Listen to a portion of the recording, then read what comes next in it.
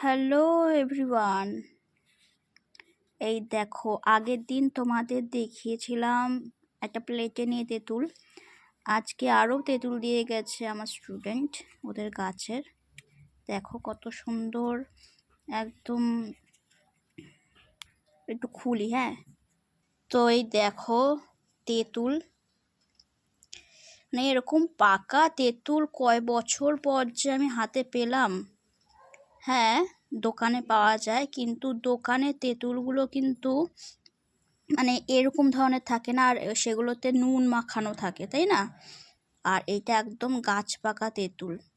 তোমরা আমার হাতের নখের এরকম কালার দেখে ভেবো না যে এটা হাতের মধ্যে নোংরা। এটা রং খেলেছিলাম, সেই রঙের দাগ এখনও সব জায়গা উঠে গেছে, কিন্তু নখ থেকে ওঠেনি।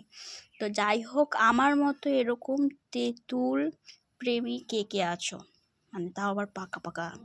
আহা, আমার তো জিভে জল চলে এসছে, আমি খেয়ে নিই। আর তোমরা আমাকে কমেন্টে জানাও তোমরা কে কে পছন্দ করো। ওকে, টাটা।